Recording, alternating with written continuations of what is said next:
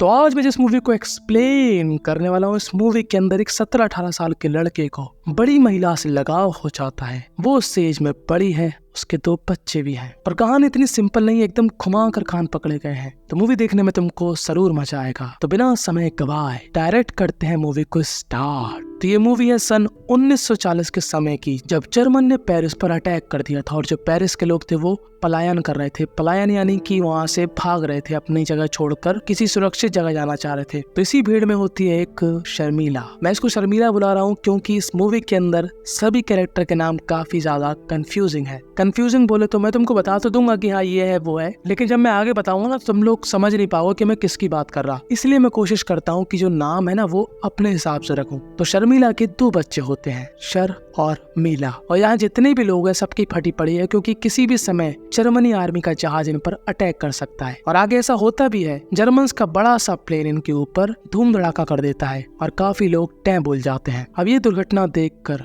शर्मिला बहुत ही ज्यादा घबरा चुकी थी और अभी लोग चितर बितर होकर भाग रहे थे। तभी इनके पास एक लड़का आता है, इसको हम बुलाएंगे टप्पू। टप्पू ना बहुत स्मार्ट था। टप्पू कहता है देखो अगर हम लोग रोड से जाएंगे तो फंसेंगे, हमको चलना चाहिए कच्चे रास्तों से। तो जो हमारी शर्मिला थी ना उसको टप्पू पर डाउट था, उसको लगता था कि ये टप्पू कोई टपोरी है, हम क्यों ही इसकी बात माने। पर जो शर्मिला का लड़का था जिसका नाम था शर, वो कहता है कि नहीं मम्मी इसी के साथ चलते हैं, मुझे ये स्मार्ट लगता है। शर्मिला कहती है ठीक है चलते हैं। अभी लोग भागते हुए जंगलों के बीचों बीच आ जाते हैं और टप्पू कहता है कि देखो अब मैं चाहता हूँ कि तुम लोग मेरे साथ रहो। तो शर्मिला कहती है अजय बाबा जी का ठुल्लू, तू है कौन बे, तेरे साथ मैं क्यों रहूं, चल निकल यहाँ से। तो टप्पू को ये बात बुरी लग जाती है और टप्पू कहता है ठीक है जंगल में अपनी चामुदा। पर तभी जो शर था वो टप्पू को यहाँ पर रोकता है और कहता है कि भाई मत जा, मेरी मम्मी तो पगलिया है, कुछ भी बोलती है। टप्पू कहता है कि मैं क्यों ही रुकूं तेरे साथ। तो शर कहता है कि एक काम कर, तू मेरे पापा की खड़ी रख ले, पर प्लीज हम लोगों के साथ रहे। क्योंकि जो शर था ना उसको टप्पू के ऊपर भरोसा था कि हाँ ये बंदा हमको बचा लेगा, इसमें वो क्वालिटी दिखती है। अब शर्मिला भी कुछ नहीं कहती कि चलो ठीक है रह सकता है, हम इसके कहने पर चलेंगे। तो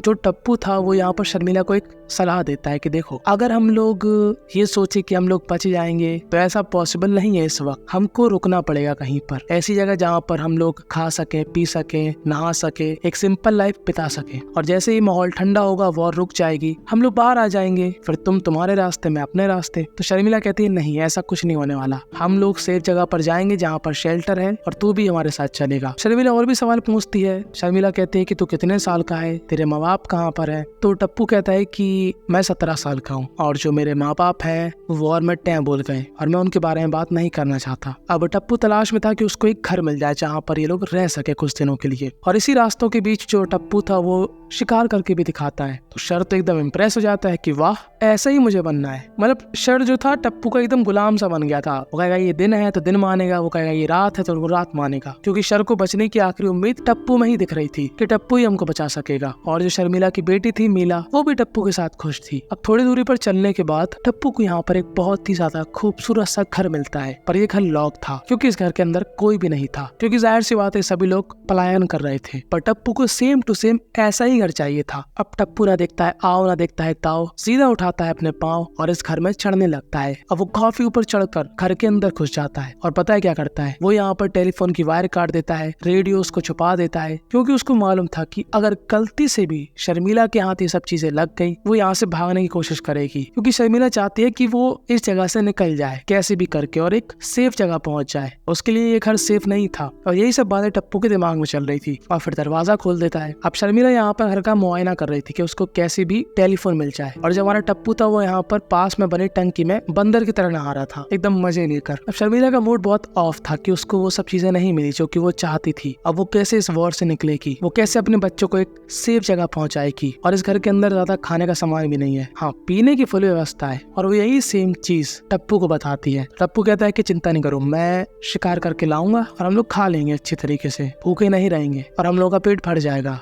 रोज मैं ऐसा किया करूंगा। अब एक दिन शर्मिला एक बुक पढ़ रही होती है, तभी वो टप्पू से कहती है कि पढ़ के बताओ क्या लिखा है। तो टप्पू को हो जाती है बेइज्जती महसूस, क्योंकि टप्पू के लिए था काला अक्षर भैंस बराबर, और वो गुस्से में बाहर चला जाता है। अब शर्मिला को ये बात समझ में नहीं आती कि ये 17 साल का हो गया है और इसको पढ़ना क्यों नहीं आता, इसके माँ बाप तो इसको स्कूल भेजते ही होंगे। तो शर्मिला को डाउट होता है कि ये बंदा कुछ ना कुछ तो छुपा रहा है। अब टप्पू पता नहीं कहाँ निकल गया था। वो थोड़ी देर बाद वापस घर आता है और उसके रूम में आता है शर। अब शर यहाँ पर क्या देखता है कि जो टप्पू है वो यहाँ पर बहुत सारा सामान लेकर आया है जिसमें पैसे हैं, सोने के जेवर हैं, हथियार हैं, धूम धड़ाका वाले सामान हैं। और तभी यहाँ पर आ जाती है शर्मिला और शर्मिला यहाँ पर टप्पू पर गुस्सा होती है कि देख टप्पू, अगर तू चाहता है कि हम तेरे साथ रहें तो इन सब सामानों से दूर रहेगा तू, ये सामान मुझको दे दे और शांति से हम लोगों के साथ रहे। अब टप्पू का ना माथा सनक रहा था क्योंकि टप्पू वैसा बंदा नहीं था कि जो किसी के ऑर्डर सुने, किसी की बात माने। वो बंदा था आजाद बंदा, उसको जो करना है वो करेगा, जो फालतू के 3-5 करेगा टप्पू की नजर में वो उसका दुश्मन है। पर टप्पू भाई साहब यहाँ पर शर्मिला की बात मान जाते हैं। मतलब समझ रहे हो टप्पू भाई साहब के मन में क्या आ रहा है? खैर वो तो हमको आगे मालूम चलेगा। अब टप्पू ऐसे ही सो जाता है, ठीक है, और थोड़ी देर बाद वो जैसे ही उठता है वो क्या पाता है कि वो तो अधनंगा है, यानी कि उसकी बॉडी के पूरे कपड़े बदले गए। जी हाँ, पूरे। और उसको काफी अजीब लगता है कि आखिर मुझे बिना पूछे मुझे किसने छुआ। जाहिर सी बात है कौन छुएगा? शर्मिला। तो शर्मिला ने यहाँ पर टप्पू के कपड़े धो दिए थे क्योंकि शर्मिला टप्पू को एज अ बच्चे की तरह ट्रीट कर रही थी कि वो उसके बड़े बेटे के समान है। और टप्पू को ये चीज काफी अच्छी लगती है कि शर्मिला उसकी केयर कर रही है। पर शर्मिला के लिए ना वो एक बहुत ही ज्यादा समझदार अडल्ट था। शर्मिला जानती थी कि टप्पू को सब कुछ पता है। अब रात हो जाती है और हम क्या देखते हैं कि जो टप्पू है वो निपट गए लोगों की बॉडी के पास से सामान चुरा रहा है। वो खाने का भी सामान हो सकता है, वो कोई हथियार भी हो सकता है, उसमें कोई ज्वेलरीज भी हो सकती है। मतलब वो जो भी पा रहा था चुरा रहा था। और जब फिर से शर्मिला को मालूम चलता है कि ये बंदा फिर से कहीं से जुगाड़ वाली चीज लेकर आया, वो उस पर फिर से गुस्सा होती है कि देख टप्पू, इस बार सच में बोल रही हूँ, मैं चली जाऊंगी। अगर तुझे हमारे साथ रहना है तो ये वेपन अपन घर पे नहीं लाएगा तू। मेरे छोटे छोटे बच्चे हैं और किसी के हाथ में ये सब चीजें लग गई तो कुछ भी अनर्थ हो सकता है। तो प्लीज ये सब चीजों को तू बाहर ही रख। और मुझे एक बात समझ में नहीं आई कि तू हर दिन कहीं मछली लाता है, कहीं गोट लाता है, कहीं चिकन लाता है, तुझे ये सब चीजें मिलती कहाँ से? तो टप्पू यहाँ पर शर्मिला को कुछ भी नहीं बताता और बहाना करके यहाँ से चला जाता है। अब अगले दिन टप्पू ना शर को अपने साथ ले आता है जंगल घुमाने और उसे बहाने से पूछता है कि तेरी मम्मी ने मेरा सामान कहाँ पर छुपाया है। तो शर कहता है कि मैं तुझको नहीं बता सकता क्योंकि मैंने मम्मी को प्रॉमिस दिया है। तो शर कहता है कि मैं तो तेरे को अपना दोस्त मानता था, तू कैसा दोस्त है बे, तू मुझसे चीजें छुपाएगा, ऐसी दोस्ती थोड़ी ना होती। तो शर कहता है कि मैं तुझको अपने भाई की तरह मानता हूँ पर फिर भी मैं नहीं बता सकता कि मम्मी ने सामान कहाँ पर छुपाया। तो टप्पू को यहाँ पर बहुत गुस्सा आती है। टप्पू बोलता है बे लहन के बोड़े, तू ना अपनी चाम उदा, और घंटा अगर तेरे ऐसा भाई मेरा असली में भी होता ना तो जी पे लात मार के भगा देता। अब इतनी भयंकर वाली बेइज्जती सुनने के बाद शर के दिल में आरियां चल जाती हैं कि बीसी जिसको मैं इतना अच्छा बंदा मानता था, उसकी इतनी रिस्पेक्ट करता था, उस बंदे ने मेरी आज ऐसी धोई है कि साबुन भी कम पड़ जाए। और शर यहाँ पर पिन्नों की तरह रोने लगता है। पर टप्पू को घंटा फर्क नहीं पड़ता कि कोई उसके बारे में क्या सोचता है, कोई उससे क्या उम्मीद लगाता है। शर को जो चाहिए वो चाहिए। अब शर यहाँ पर ना शर्मिला के साथ कुछ वक्त बिताता है। शर्मिला यहाँ पर कहती है कि मुझे लगता है कि हमको यहाँ से निकल जाना चाहिए क्योंकि अब हमारे पास पर्याप्त खाना नहीं है। तो टप्पू यहाँ पर शर्मिला पर गुस्सा हो जाता है कि तू कैसी औरत है, मैं जब खाने की व्यवस्था कर रहा हूँ तो तेरे को क्यों चुल्ल मची है यहाँ से जाने की? नहीं मिल रहा खाना को तो बता। अब तू हर बार ऐसे डरेगी तो कैसे काम चलेगा? तो शर्मिला यहाँ पर कहती है तू गुस्सा क्यों हो जाता है हर बात पे? मैं तुझे अपना फैमिली मेंबर मानती हूँ, तुझे लिखना नहीं आता, मैं तुझे लिखना सिखाऊंगी, मैं वो सब चीजें तुझको दूंगी जो तेरी जिंदगी से मिसिंग थी। क्योंकि शर्मिला को कहीं ना कहीं मालूम चल चुका था कि जो टप्पू है ना वो एक अकेला बंदा है, यानी कि उसके माँ बाप के साथ उसका रिलेशन अच्छा नहीं था। क्योंकि टप्पू को काफी सारी चीजें नहीं मालूम कि मैनर्स क्या होते हैं, किससे कैसे बात करते हैं, इसलिए शर्मिला उसका स्वभाव समझ चुकी थी। और अब टप्पू को भी अच्छा लगता है कि कोई औरत उसको समझ रही है। तो अब टप्पू ना शर्मिला के साथ एज अ फ्रेंड की तरह रिएक्ट कर रहा था और शर्मिला भी ना उसको एज अ फ्रेंड की तरह ट्रीट कर रही थी क्योंकि वो समझ चुकी थी जो टप्पू है ना वो काफी ज्यादा समझदार है, वो उसको बच्चों की तरह ट्रीट नहीं कर सकती। और एक दिन ये लोग खाना खा रहे होते हैं, एकदम झटके से जो हमारा टप्पू है वो शर्मिला से कहता है कि क्या तुम मेरी बीवी बनोगी? और शर्मिला भी लाइक क्या बोल रहा, पागल आगल है क्या? मतलब शर्मिला ना यहाँ पर शर्माती है। मतलब यहाँ पर वैसा कुछ हो रहा था कि उसकी नाम में भी हाँ है, वैसा टाइप का, समझ रहे होगे तुम लोग। मतलब इन दोनों के बीच जो भी प्रॉब्लम्स थी, जो भी मनमुटाव था, वो सब खत्म हो चुका था। अब इनकी कहानी एकदम स्मूथ जा रही थी, एकदम अमूल मक्खन की तरह। और थोड़ी देर बाद टप्पू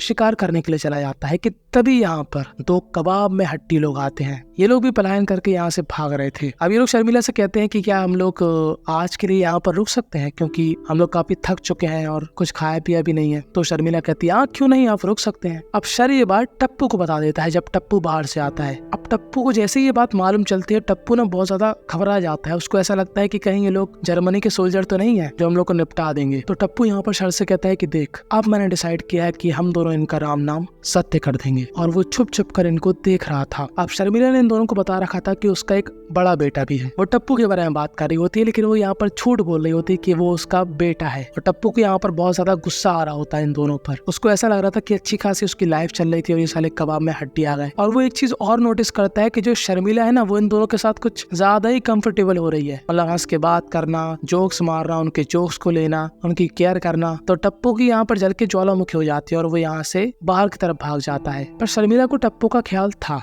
वो उसको जंगल की तरफ ढूंढने भी जाती है, पर टप्पू उसको कहीं नहीं मिलता। अब रात हो जाती है और इन दोनों में से एक आदमी ना शर्मिला से बात करता है। वो उसके बारे में पूछता है तो शर्मिला अपने बारे में बताती है और वो अपने बारे में बताता है, जहाँ पर वो बताता है कि उसकी एक फैमिली थी जो कि वॉर में अब निपट चुकी है। तो शर्मिला को उसके लिए सिंपैथी आती है। और यहाँ पर मैं एक बात क्लियर कर दूं कि ये दोनों ना कोई सोल्जर मोल्जर नहीं है जर्मनी के। ये लोग भी पलायन करके भाग रहे हैं। अब ये आदमी अंदर चला जाता है, तभी शर्मिला को जंगल से आवाजें आती हैं और ये आवाजें किसकी थी? टप्पू की। अब पता नहीं क्या होता है, यहाँ पर एक अलग ही क्रेजी मोमेंट क्रिएट होता है। अब शर्मिला जैसे ही टप्पू को देखती है, वो इतनी रफ्तार में उसकी तरफ जाती है और एकदम कस के उसको गले लगा लेती है, जैसे कि वो उसका पति हो जो कि 500 साल बाद वापस घर आया हो। पर यहाँ पर सिर्फ हग नहीं होता, यहाँ पर सब कुछ हो जाता है। फुल ऑन अक्कुम बक्कुम का प्रोग्राम। जी हाँ, शर्मिला की सारी शर्म अब चली गई थी तेल लेने के लिए, क्योंकि उसको भी टप्पू से लगाव हो गया था वैसा वाला। और उसी प्यार की वजह से शर्मिला ने खत्म कर दी टप्पू और उसके बीच की दूरी और यहाँ पर करी अक्कुम बक्कुम वाली मस्तूरी। और अब दोनों यहाँ पर बहुत खुश होते हैं। अब इस हसीन सी रात के बाद होता है एक नया सवेरा